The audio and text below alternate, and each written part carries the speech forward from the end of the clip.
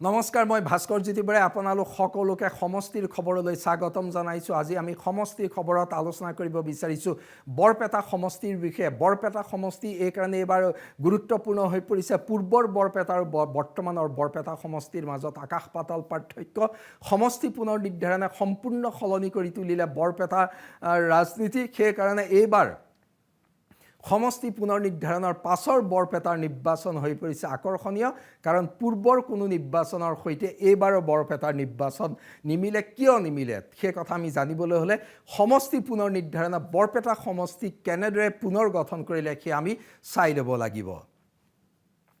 বৰপেটা বৰ্তমান অনুসূচিত জাতিৰ বাবে সংৰক্ষিত সমষ্টি। বৰপেটা পূৰ্বে মুক্ত সমষ্টি আছিলে। বৰপেটা পূৰ্বে মুক্ত সমষ্টি থাকোঁতে যি ৰাজনীতি, বৰপেটা অনুসূচিত জাতিৰ বাবে সংৰক্ষিত হোৱাৰ লগে লগে ৰাজনীতি সম্পূৰ্ণ বিপৰীত হৈ গৈছে। কিয় কেনেদৰে অনুসূচিত জাতিৰ বাবে সংৰক্ষিত হ'ল? কেৱল অনুসূচিত জাতিৰ বাবে সংৰক্ষিত হোৱাই নহয়, বৰপেটাত জনগাঁথনিগত দিশৰ পৰা যি ব্যাপক পৰিৱৰ্তন আহিলে সেয়াই কিন্তু বৰপেটাৰ ৰাজনীতি সম্পূৰ্ণ পৰিৱৰ্তন কৰি আনিছে।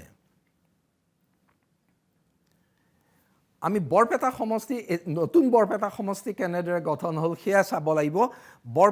পূৰ্বৰ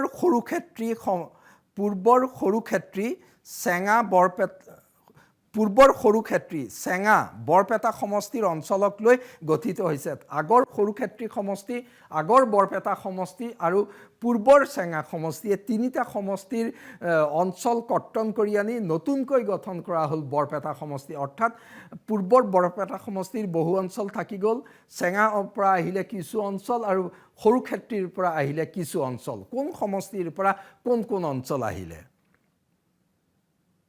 পূৰ্বৰ বৰপেটাৰ পৰা থাকি গ'ল বৰপেটা টাউনখন, বৰপেটা নগৰখন থাকি গ'ল, বৰপেটা পৌৰসভা অঞ্চল পূৰ্বৰ বৰপেটা সমষ্টিৰ পৰা থাকি গ'ল বৰ্তমানৰ বৰপেটাত।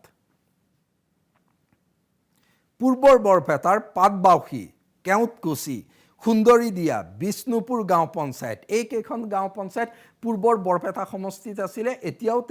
এইকেইখন পঞ্চায়ত থাকি গ'ল বৰপেটা সমষ্টিত। পূৰ্বৰ চেঙা সমষ্টিৰ চেঙা, বহৰী ৰিজাৰ্ভ, বাটগাঁও, নগাঁও গাঁও পঞ্চায়ত আহিল চেঙা সমষ্টিৰ পৰা। এইকেইখন চেঙা সমষ্টিৰ পৰা আহিলে চেঙাৰ পূৰ্বৰ ৰাজনীতিৰ অৰ্থাৎ এটা অংশ আহি পৰিলে বৰ্তমানৰ বৰপেটা সমষ্টিলৈ। পূৰ্বৰ সৰুক্ষেত্ৰী সমষ্টিৰ পৰা আহিলে দক্ষিণ পূব সৰুক্ষেত্ৰী, মধ্য পশ্চিম সৰুক্ষেত্ৰী, দক্ষিণ পশ্চিম সৰুক্ষেত্ৰী। এইকেইখন পঞ্চায়ত আহিলে সৰুক্ষেত্ৰীৰ পৰা। লগত আহিলে মধ্য সৰুক্ষেত্ৰী, উত্তৰ পূব সৰুক্ষেত্ৰী, পূব পাকা, দক্ষিণ পূব পাকা পঞ্চায়ত, সৰ্থেবাৰী পৌৰসভা। সৰ্থেবাৰী পৌৰসভাও আহিলে পূৰ্বৰ সৰুক্ষেত্ৰীৰ পৰা। অৰ্থাৎ সৰুক্ষেত্ৰী সমষ্টিৰ পৰা বৃহৎ অঞ্চল আহিলে, চেঙাৰ পৰা গ'ল বৃহৎ অঞ্চল, পূৰ্বৰ বৰপেটাৰ এটা বৃহৎ অঞ্চল থাকি গৈ গঠন হ'ল এই বৰপেটা সমষ্টি। এই বৰপেটা সমষ্টিৰ এই অঞ্চলসমূহৰ জনগাঁথনিগত দিশৰ পৰা তাৎপৰ্যপূৰ্ণ আছে, যি কাৰণত বৰপেটা ৰাজনীতিত এক আমূল পৰিৱৰ্তন আহিবলৈ গৈছে। বৰপেটাৰ সমষ্টিৰ মুঠ ভোটাৰ হৈছে 1,70,767 গৰাকী। পুৰুষ ভোটাৰ 86,074 গৰাকী। মহিলা ভোটাৰ 84,690 গৰাকী। তৃতীয় লিংগ 3 গৰাকী। অনুসূচিত জাতিৰ ভোটাৰ 56,000। সমষ্টিটো অনুসূচিত জাতিৰ বাবে সংৰক্ষিত। অনুসূচিত জাতিৰ অসমীয়া ভোটাৰ 27,000। অনুসূচিত জাতিৰ বাঙালী ভোটাৰ 28,000। সাধাৰণ জাতিৰ বাঙালী ভোটাৰ 36,000। মুছলমান ভোটাৰ 27,000। বড়ো ভোটাৰ 7,000। আন জনগোষ্ঠীৰ অসমীয়া ভোটাৰ 1 লাখ। এই জনগাঁথনিগত দিশৰ পৰা বৰ্তমান সমষ্টিটো সংখ্যাগুৰুৰ প্ৰাধান্য থকা সমষ্টি হৈ পৰিলে বৰপেটা ৰাজনীতিত এইটোৱে মূল পৰিৱৰ্তন বৰপেটা সমষ্টি পূৰ্বতে সংখ্যালঘুৰ প্ৰাধান্য আছিলে সংখ্যালঘুৰ ৰাজনীতি চলিছিলে বৰপেটাত খিলঞ্জীয়া জনগোষ্ঠীৰ সংখ্যা কম আছিলে যোৱা প্ৰায় 3টা দশক ধৰি সংখ্যালঘুৰ ৰাজনীতি গুৰুত্বপূৰ্ণ হৈ আহিছিলে যদিও তাত অসম গণ পৰিষদ কেইবাৰমান বিজয়ী হৈছে কিন্তু নিৰ্ণায়ক শক্তি পালন কৰি আহিছিলে সংখ্যালঘুৰ ৰাজনীতিয়ে সমষ্টি পুনৰ নিৰ্ধাৰণে সম্পূৰ্ণৰূপে পৰিৱৰ্তন আনিলে সমষ্টি পুনৰ নিৰ্ধাৰণত এতিয়া সংখ্যাগুৰুৰ সমষ্টি হৈ পৰিল বৰপেটা সমষ্টি আৰু সংখ্যাগুৰুৰ সমষ্টি বৰপেটা অনুসূচিত জাতিৰ বাবে সংৰক্ষিত হ'ল বিশেষকৈ আমি দেখুৱাইছোঁ যে অনুসূচিত জাতিৰ অসমীয়া ভোটাৰ অনুসূচিত জাতিৰ বাঙালী ভোটাৰ অৰ্থাৎ অনুসূচিত জাতিৰ দুটা দিশ ইয়াত স্পষ্ট হৈ পৰিছে সেই একেদৰে সাধাৰণ আন জনগোষ্ঠীৰ অসমীয়া ভোটাৰো এইবাৰ 1 লাখ হৈ পৰিছে কিন্তু তাৰ বিপৰীতে মুছলমান ভোটাৰ হ্ৰাস পালে অৰ্থাৎ মুছলমান ভোটাৰ হ্ৰাস পোৱাৰ লগে লগে সমষ্টিটো সংখ্যালঘুৰ ৰাজনীতি নাইকিয়া হৈ গ'ল সমষ্টিটো সম্পূৰ্ণ হিন্দু প্ৰধান সমষ্টি হৈ পৰিলে হিন্দু প্ৰধান সমষ্টি হোৱাৰ মূল কাৰণ হৈছে পূৰ্বৰ সৰুক্ষেত্ৰী চেঙা বা যিবোৰ অঞ্চল গ'ল হিন্দু প্ৰধান অঞ্চল গ'ল সেই হিন্দু প্ৰধান অঞ্চলবোৰ সংযোজন ঘটিল আৰু পূৰ্বৰ বৰপেটা সমষ্টিত থকা মুছলমান প্ৰধান অঞ্চলসমূহ বৰপেটা সমষ্টিৰ পৰা কৰ্তন হ'ল তাৰ লগে লগে বৰপেটা সমষ্টি হিন্দু প্ৰধান সমষ্টি হৈ পৰিল আৰু বৰপেটা হৈ পৰিলে সংখ্যালঘুতকৈ সংখ্যাগুৰুৰ প্ৰাধান্য থকা সমষ্টি সেই পৰিপ্ৰেক্ষিততে এইবাৰৰ নিৰ্বাচন আগৰ আটাইকেইটা নিৰ্বাচনতকৈ সম্পূৰ্ণ পৃথক নিৰ্বাচন হ'বলৈ গৈছে আৰু বৰপেটাৰ ৰাজনীতিত হোৱা ব্যাপক পৰিৱৰ্তন বৰপেটাৰ সামাজিক জীৱন বৰপেটাৰ সমাজ ঐতিহ্যৰ লগত জড়িত সেই বহু দিশৰ পৰা এইবাৰ নিৰ্বাচন বৰপেটাৰ বাবে অতি তাৎপৰ্যপূৰ্ণ হিচাপে দেখিবলৈ পোৱা গৈছে সমষ্টিটো বিজেপিয়ে এৰি দিছে অসম গণ পৰিষদৰ প্ৰাৰ্থী দীপক কুমাৰ দাসে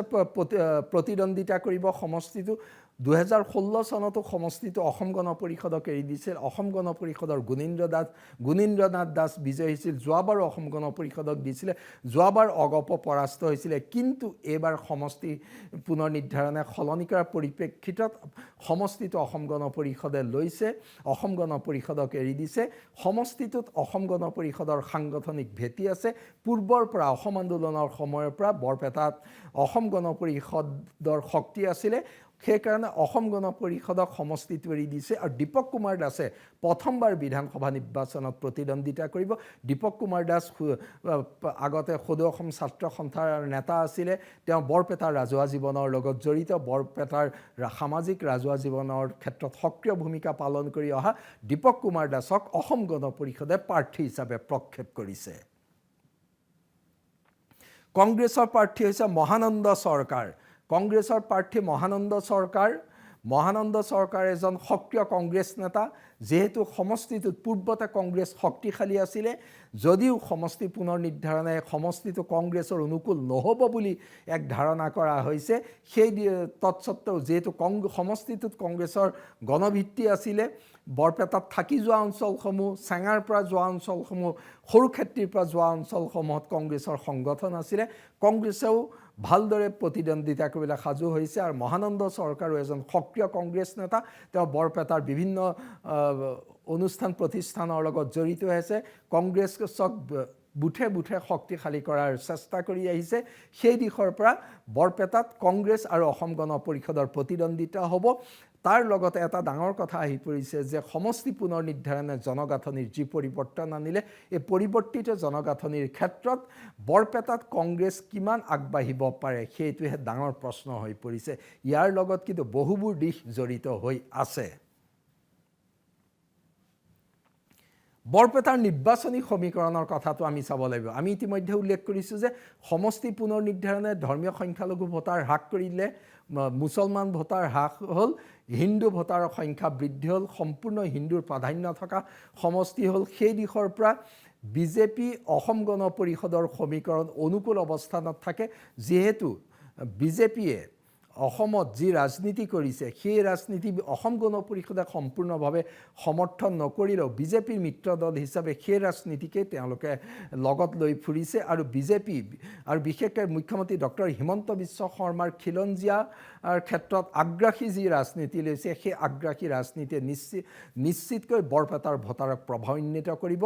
কাৰণ উজনি অসমতকৈ নামনি অসমৰ এই অঞ্চলসমূহত বিজেপিৰ এই আহ্বানে সঁহাৰি পায় কাৰণ নামনি অসমত বংগীয় মূলৰ মুছলমানৰ আগ্ৰাসনৰ প্ৰত্যক্ষ প্ৰভাৱ পৰিছে বৰপেটা সমষ্টিটো তাৰ প্ৰভাৱ পৰিছিলে বৰপেটা ৰাজনীতিত প্ৰভাৱ পৰিছিলে সেইকাৰণে নামনি অসমৰ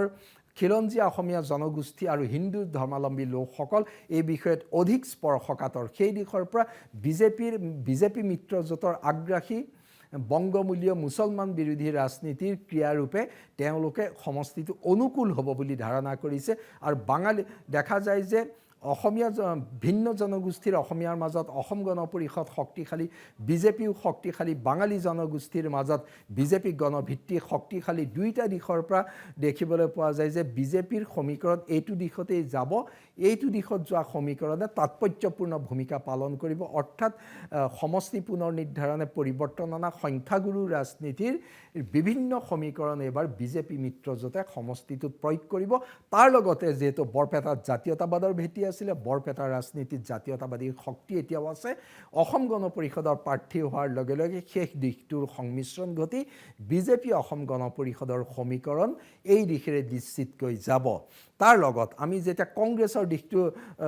বৰপেটাৰ নিৰ্বাচনী ইছ্যুলৈ আহিম সমীকৰণৰ দিশৰ পৰা কংগ্ৰেছৰ প্ৰসংগটো উল্লেখ কৰি থোৱা ভাল হ'ব এই কাৰণেই যে কংগ্ৰেছ যিহেতু পূৰ্বতে সম্পূৰ্ণৰূপে ধৰ্মীয় সংখ্যালঘু ৰাজনীতি বৰপেটাত কৰিছিলে হয় সংখ্যাগুৰু হিন্দু ভোটাৰো কংগ্ৰেছৰ লগত আছিল তৎসত্ত্বেও যেহেতু নামনি অসমত কংগ্ৰেছে সম্পূৰ্ণৰূপে ধৰ্মীয় সংখ্যালঘু ৰাজনীতি কৰে বুলি সাধাৰণ ভোটাৰৰ মাজত দৃঢ় ধাৰণা আছে সেইকাৰণে কংগ্ৰেছৰ বাবে এই মুহূৰ্তত বৰপেটা সমষ্টিটো যথেষ্ট জটিল সমষ্টি হিচাপে দেখিবলৈ পোৱা গৈছে আন ইছ্যুবোৰৰ কথা পৃথকে জনগাঁথনিয়ে কংগ্ৰেছৰ বাবে বৃহৎ প্ৰত্যাহ্বান হিচাপে থিয় দিছে এই জনগাঁথনিগত দিশৰ পৰা কংগ্ৰেছ আজি যথেষ্ট জটিল পৰিস্থিতিৰ মুখামুখি হ'ব এইবাৰ বৰপেটাৰ নিৰ্বাচনত এইবাৰ আহোঁ বৰপেটাৰ নিৰ্বাচনী ইছ্যু স্বাভাৱিকতে আমি যি সমীকৰণ দিলোঁ সেই সমীকৰণ আটাইতকৈ গুৰুত্বপূৰ্ণ হ'ব বৰপেটা নিৰ্বাচনত কিন্তু তাৰ লগতে থাকিব কিছু নিৰ্বাচনী ইছ্যু নিশ্চিতকৈ বৰপেটাৰ নিৰ্বাচনী ইছ্যু হ'ব অসমৰ খিলঞ্জীয়া জনগোষ্ঠীৰ সুৰক্ষা হিন্দু ধৰ্মাৱলম্বী লোকৰ সুৰক্ষা এই প্ৰসংগবোৰ বৰপেটাত অধিক গুৰুত্ব পাব কাৰণ বংগমূলীয় মুছলমানৰ আগ্ৰাসনৰ প্ৰসংগক এই অঞ্চলসমূহত হিন্দু ধৰ্মাৱলম্বী লোকে গুৰুত্ব সহকাৰে লয় তেওঁলোকৰ বাবে বংগমূলীয় মুছলমানৰ আগ্ৰাসন ৰোধ কৰাটো অন্যতম গুৰুত্বপূৰ্ণ নিৰ্বাচনী ইছ্যু নিশ্চিতকৈ বিজেপি মিত্ৰজোঁটে ইয়াক শক্তিশালী ৰূপত উপস্থাপন কৰিব তাৰ লগতে উন্নয়ন সমষ্টি উন্নয়নৰ কথা আছে সমষ্টি উন্নয়ন যোৱা 21 নিৰ্বাচনত কংগ্ৰেছ প্ৰাৰ্থী বিজয়ী হৈছিলে তেওঁৰ দিনত পূৰ্বৰ বৰপেটাত কাম নোহোৱাৰ অভিযোগ আছে এইবাৰ বৰপেটা সমষ্টিৰ উন্নয়নৰ প্ৰতিশ্ৰুতি দিব লাগিব অসম গণ পৰিষদে আৰু বিজেপি চৰকাৰ আহিলে নতুন ৰূপৰ বৰপেটা সমষ্টিত কি উন্নয়নমূলক কাম কৰিব তাৰ প্ৰতিশ্ৰুতি অতি গুৰুত্বপূৰ্ণ হ'ব তাৰ লগতে গুৰুত্বপূৰ্ণ দিশ হিচাপে বিবেচিত হ'ব আন সমষ্টিসমূহৰ দৰে হিতাধিকাৰীমূলক আঁচনি হিতাধিকাৰীমূলক ৰাজনীতি বৰপেটা সমষ্টিটো গুৰুত্বপূৰ্ণ হ'ব ব্যাপক হিতাধিকাৰীমূলক আঁচনিৰ জৰিয়তে বিজেপি মিত্ৰজোঁটে ভোট পাব বুলি ধাৰণা কৰিছে এই দিশটো বৰপেটাটো একেদৰে থাকিব হিতাধিকাৰীমূলক আঁচনিয়ে বৰপেটাৰ নিৰ্বাচনত ব্যাপক প্ৰভাৱ পেলাব আৰু ব্যাপক প্ৰভাৱ পেলোৱাৰ লগতে হিতাধিকাৰীমূলক আঁচনি এই হিতাধিকাৰীমূলক আঁচনিৰ লগতে ৰাজ্যৰ উন্নয়নমূলক প্ৰসংগই বৰপেটাৰ ভোটাৰকো স্পৰ্শ কৰি যাব বৰপেটাৰ ভোটাৰৰ লগত ওচৰত এইকেইটা ইছ্যু অতি গুৰুত্বপূৰ্ণ হ'ব পূৰ্বৰ কংগ্ৰেছ চৰকাৰৰ দিনত সেই অঞ্চলসমূহত হোৱা কাম বিজেপিৰ দিনত হোৱা উন্নয়নৰ কামৰ তুলাচনীৰে বিচাৰ কৰিব বৰপেটাৰ ভোটাৰে তাৰপিছত আমি চাব লাগিব যে সমষ্টিটোত অগপনে কংগ্ৰেছৰ বাবে অনুকূল আমি ইতিমধ্যে যিখিনি ব্যাখ্যা আগবঢ়াইছোঁ তাৰ পৰা স্পষ্ট হৈ পৰিছে যে আজিৰ দিনত সমষ্টিটো অসম গণ পৰিষদৰ বাবে অনুকূল সমষ্টি হৈ পৰিছে কংগ্ৰেছৰ বাবে জটিল সমষ্টি হৈ পৰিছে এই জটিল সমীকৰণ কংগ্ৰেছে কেনেদৰে আগবঢ়াই নিব পাৰে সেয়া লক্ষণীয় হ'ব কিন্তু বৰপেটাৰ ৰাজনীতিৰ ক্ষেত্ৰত আমি আন সমষ্টিত কোৱাৰ দৰে মুখ্যমন্ত্ৰী ডক্টৰ হিমন্ত বিশ্ব শৰ্মাৰ স্থিতি গুৰুত্বপূৰ্ণ হ'ব কাৰণ মুখ্যমন্ত্ৰী ডক্টৰ হিমন্ত বিশ্ব শৰ্মাই অসমীয়া বংগমূলীয় মুছলমানৰ আগ্ৰাসনৰ বিৰুদ্ধে যি কঠোৰ স্থিতি গ্ৰহণ কৰিছে সেইটো অন্যতম এটা গুৰুত্বপূৰ্ণ বিষয় হ'ব তাৰ সমান্তৰালকৈ গৌৰৱ গগৈয়ে অসমৰ খিলঞ্জীয়া লোকসকলৰ সুৰক্ষাৰ কথা কৈছে গণতান্ত্ৰিক বাতাবৰণৰ কথা কৈছে ধৰ্মনিৰপেক্ষতাৰ কথা কৈছে সেয়াও কিন্তু সমানে গুৰুত্বপূৰ্ণ হ'ব কাৰণ বৰপেটা হৈছে অসমৰ ধৰ্মনিৰপেক্ষতাৰ অন্যতম পীঠস্থান গৌৰৱ গগৈৰ সেই আবেদনো বৰপেটাত তাৎপৰ্যপূৰ্ণ হ'ব অৰ্থাৎ ডক্টৰ হিমন্ত বিশ্ব শৰ্মা আৰু গৌৰৱ গগৈৰ ভূমিকাও বৰপেটাৰ ভোটাৰে বিবেচনা কৰি চাব কিন্তু অসম গণ পৰিষদে এইবাৰ বৰপেটাত বিজেপিৰ সহযোগত অসম গণ পৰিষদৰ সেই আছুৰ দিনৰ অসম গণ পৰিষদ গঠন হোৱাৰ আগৰে সেই অসম আন্দোলনৰ দিনৰ যি আবেগ আছে সেই আবেগেৰে বৰপেটাৰ ৰাজনীতিত কিমান আগবাঢ়ি যায় সেয়া লক্ষণীয় হ'ব কিন্তু সমষ্টি পুনৰ নিৰ্ধাৰণৰ পাছৰ বৰপেটাৰ নিৰ্বাচন সঁচাই আকৰ্ষণীয় বৰপেটাৰ নিৰ্বাচনত আন সকলো ইছ্যুৰ লগতে কিন্তু দুইগৰাকী প্ৰাৰ্থীয়ে যিহেতু নতুন প্ৰাৰ্থী হৈছে দুইগৰাকী প্ৰাৰ্থীৰ নতুন প্ৰতিশ্ৰুতি নতুন আশা হ'ব আটাইতকৈ গুৰুত্বপূৰ্ণ দুইজন প্ৰাৰ্থীৰ ভিতৰত কোনজন কেনেদৰে ভোটাৰৰ মাজলৈ আগবাঢ়ি যাব পাৰে সেয়া লক্ষণীয় হ'ব দুইজনৰ ব্যক্তিগত জনসম্পৰ্ক তাৰ লগত দলীয় সংগঠন এই সকলোগিটাৰ দিশেৰে আগবাঢ়ি গৈ বৰপেটাৰ নিৰ্বাচন হ'ব বৰপেটাৰ ৰাজনীতিৰ ইতিহাসত এক নতুন অধ্যায়ৰ নিৰ্বাচন